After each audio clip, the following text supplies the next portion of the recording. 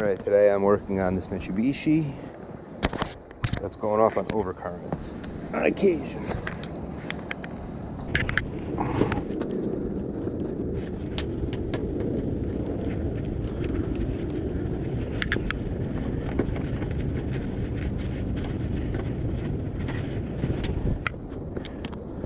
Nothing there.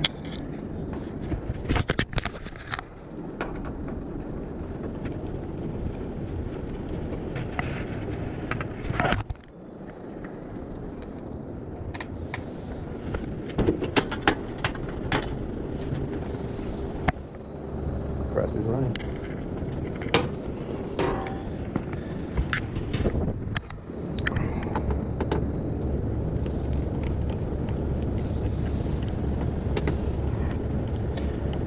And we're in heat pump.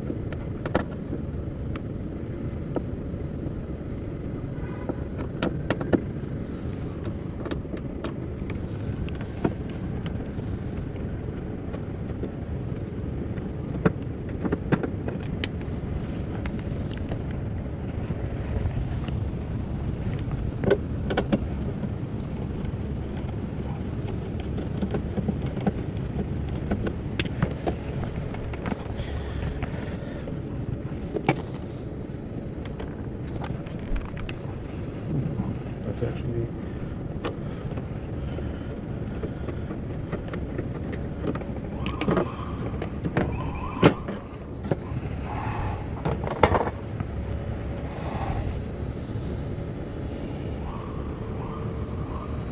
it's ramping up.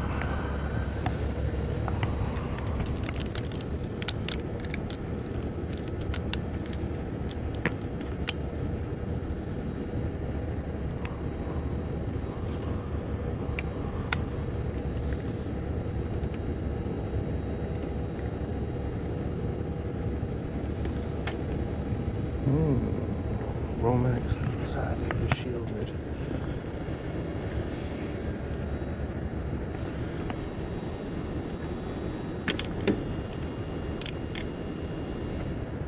Six amps.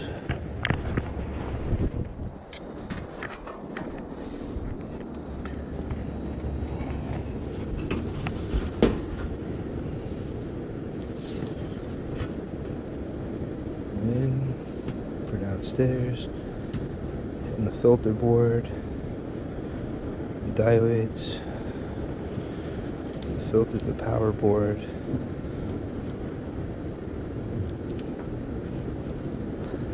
And the compressor.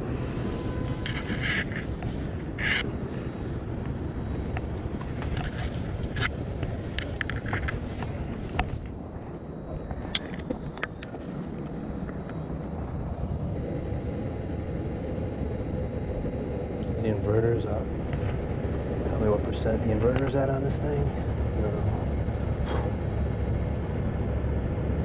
No diode.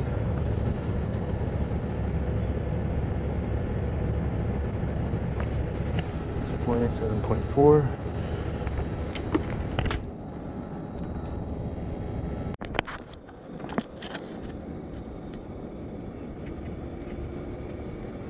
So now the compressors are starting up. You can see they're rising.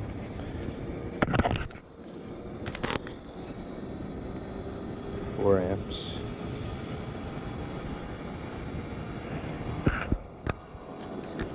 M series.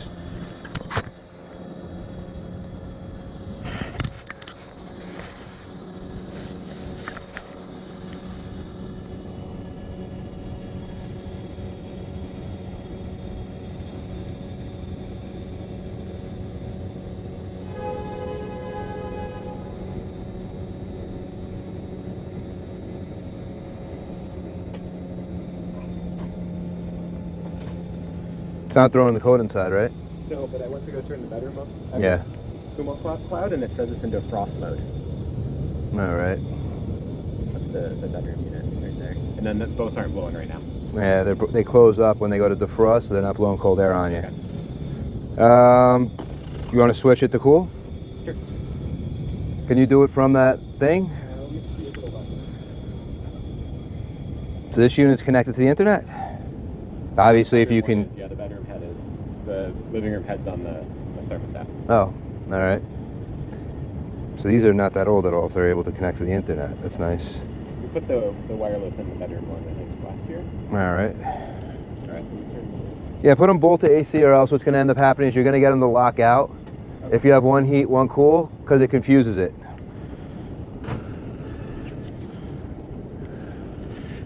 Let's see what happens when it goes to AC.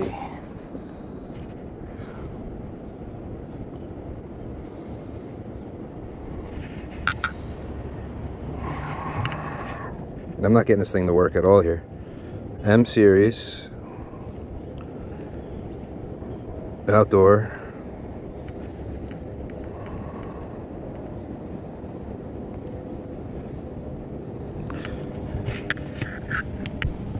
One heat, MX. MXE 2B, 2O, and A-1. So it's a revision 1.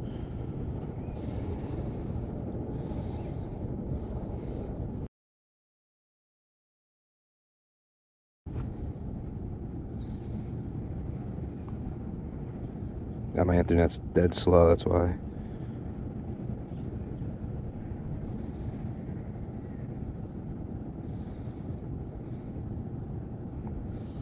Okay, give that a minute.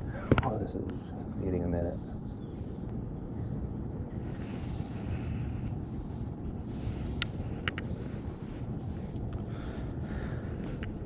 It's not an all the time thing, it's just a random occurrence. And I could see this area having crap electric service. All these old buildings. Oh. There we go. Fan came on. Compressor should be starting.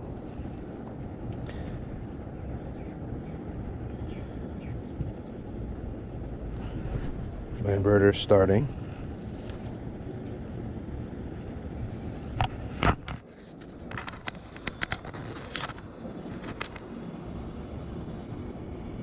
Yeah, my inverter's on. Give it a minute.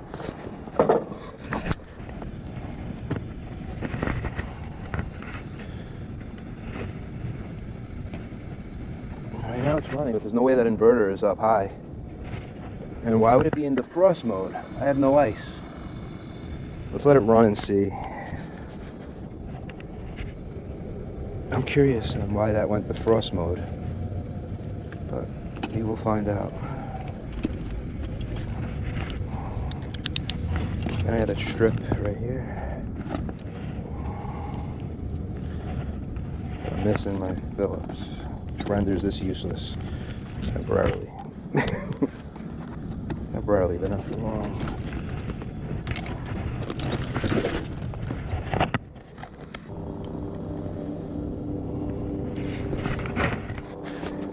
OverCurrent. Yeah, let's remove the condenser. Raise the head pressure.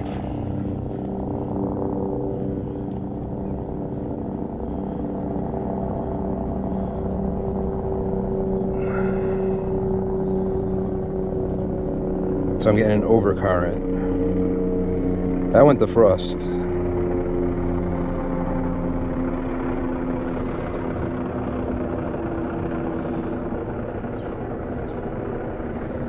Where is the one he's getting? OverCurrent. Refrigerant cycle is faulty.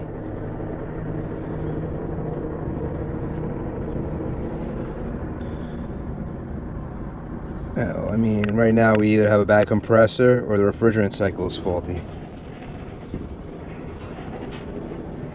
We don't know who actually put it in, if the guy knows what he's doing, or...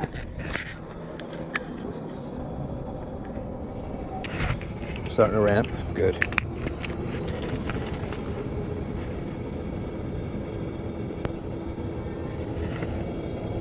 I did take the condenser away, partially.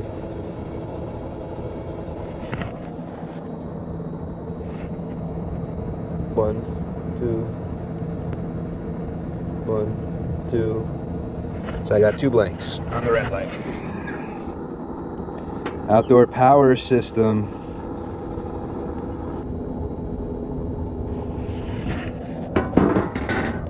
That's the only one blinking, right? Where's the yellow one? I can't tell. Is that yellow light on or off? I hate when they do that. I can't see anything. We're only at 7 amps.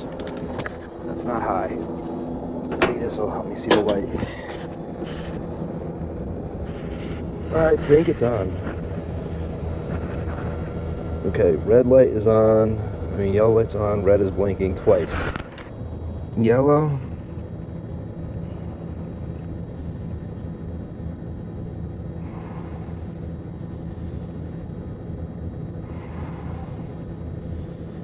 But it's not going out, it's staying on.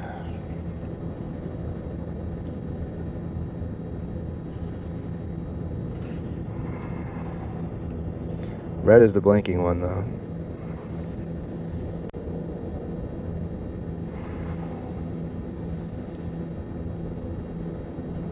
It's not giving me any help because I have yellow solid, I believe it looks like. And this is twice, but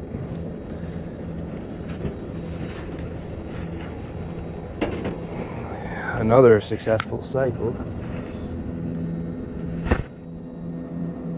Yellow, hard to tell, but it's on. They need to make a better LED light on that board. Factor in the sun. My link drive sucks. Let's go to documents. I should have. I don't know if I have this, but close. It's my incoming voltage.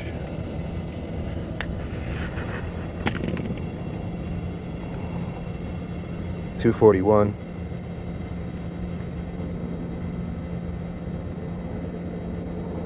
They had high voltage, but whatever.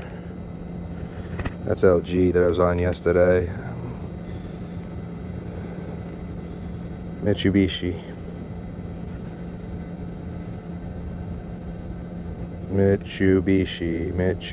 That's the City Multi. That's not this system. Mitsubishi MSZ. That's a G series though. Indoor. Oh, look at that. I have that service manual right here. I was waiting for the internet to bring it through and it was in my collection right there.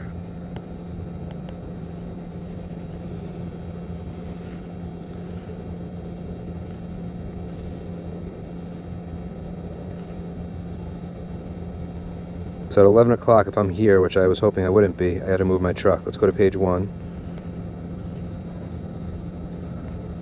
Okay.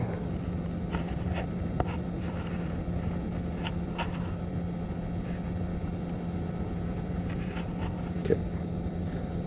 Revisions, I have the 1. Okay, here we go.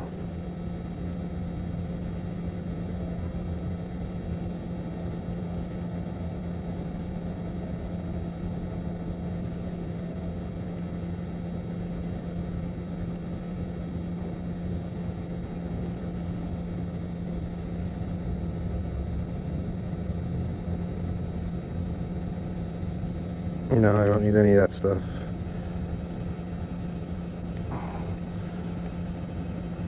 Am I getting a noise? Yeah, the inside's probably getting pretty cold now, so I have to have them switch it back.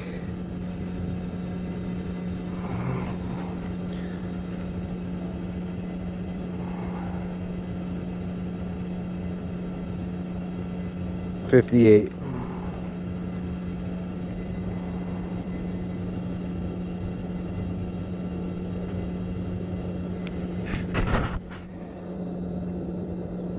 Set the 4 SW1 electric control PC board to on and deactivate preheat control function.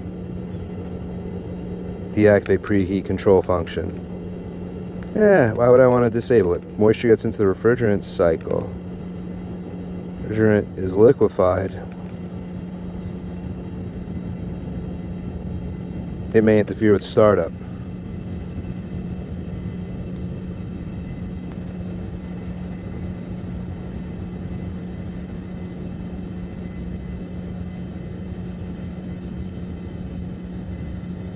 Okay, so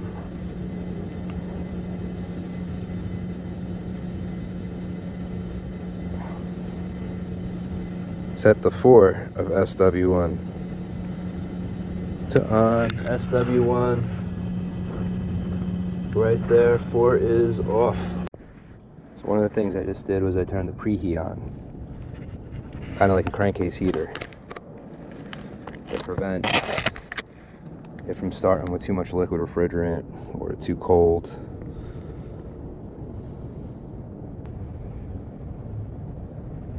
Okay, where's the switch? I don't have it on this one. This might have been as easy as just putting that preheat switch on. We're in heat. Both my LEDs are on. They're both on normally.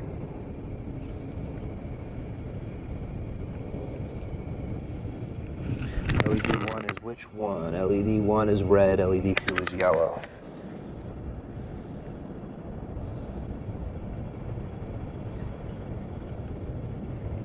So if yellow is lighted, but red is blinking. Uh-oh. 2 blink. LED 2 is solid.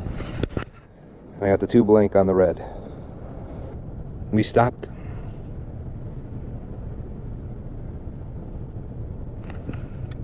Did we hit temperature?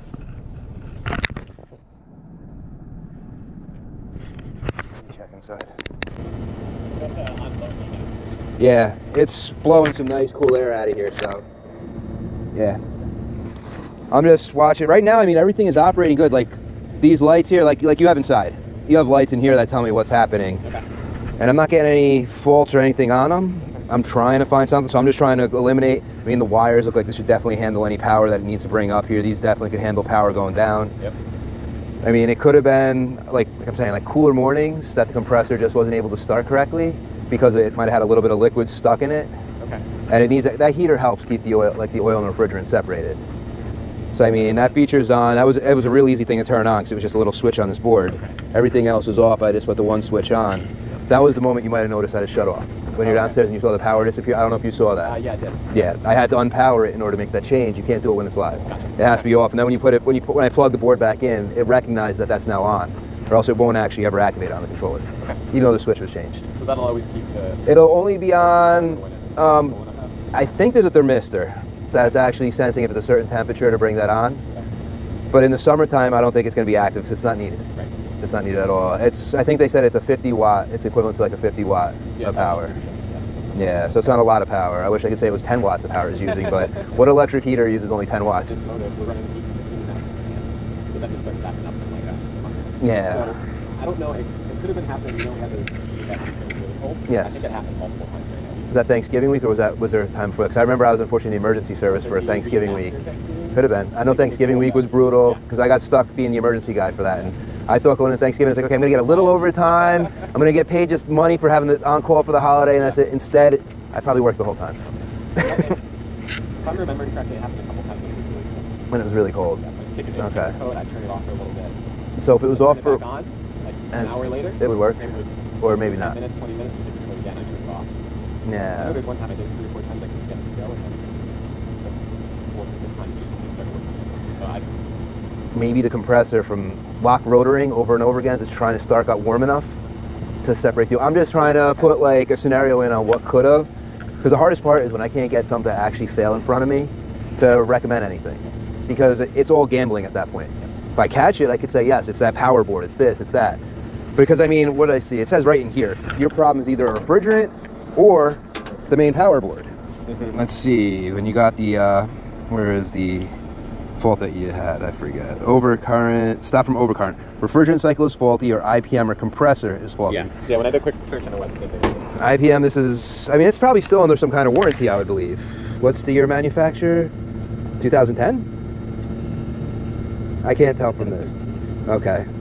So I don't know if it's a 5-year or what on this. Okay, yeah. But that power board's got to be $500, if not more. It's an inverted board. And the compressor's also not going to be cheap. So I don't want to start gambling with that unless we catch it.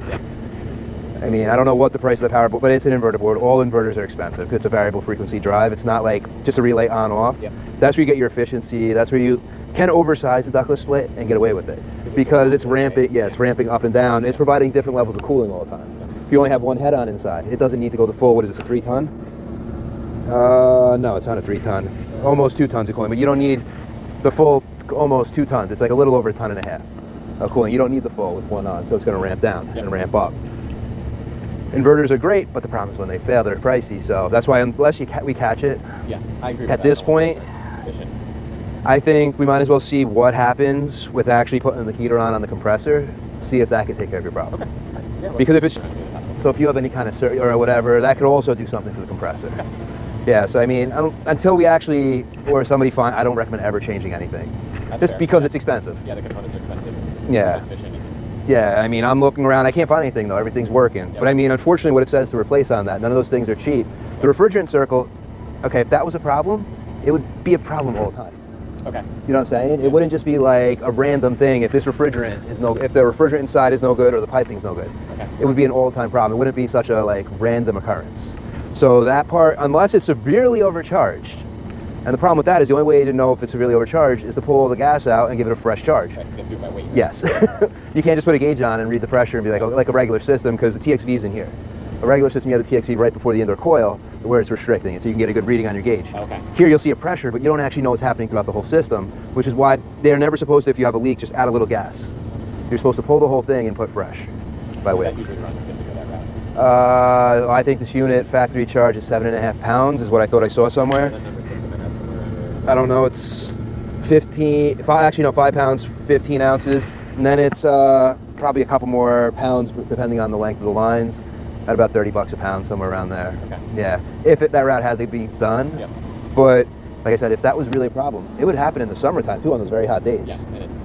Yeah, yes, it would happen when you're in heat mode, but it would also happen in the summertime on the extremely hot days, because when we hit that, like that 90-degree point where it's running, it's not really keeping it at 70 or wherever you want it, but it's keeping it close. Yep. It wouldn't even do that because the compressor would be overheating and shutting off. Okay. Yeah, and then you'd get a fault downstairs if that happens. Yeah. Yeah, so that's why I think for now the best thing to do is let's see what happens by at least putting the heater on the compressor. Yep. In case it's just when it's really cold outside, it's been off for a while and you're bringing it on, it's just too much, the oil is just thickened a little too much in the compressor, because it needs a little heat to keep it a little thinner. Okay. So it's trying to use... It's trying to push it, it's trying to compress that gelled up oil. Okay.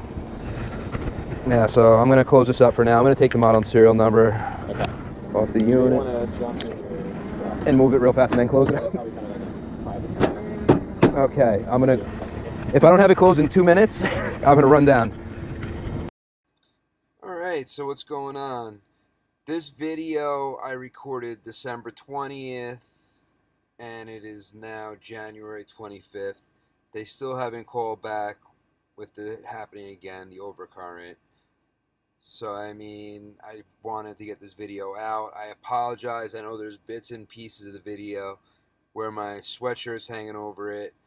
But this way, at least you guys can see some of the stuff I'm experiencing out there. My interactions with customers, because, I mean, that's part of what we do, is our interaction with customers. Some people may disagree with what I did. Some people may agree. But I couldn't sell a compressor or the circuit board when I couldn't catch the problem. What that reheat did was it made sure, it was the crankcase heater, it just made sure that that oil was thinned out so that compressor was able to start. That compressor was trying to slug liquid refrigerant, and it just couldn't do it. Well, till next time, I had a little break while on call, so I'm out.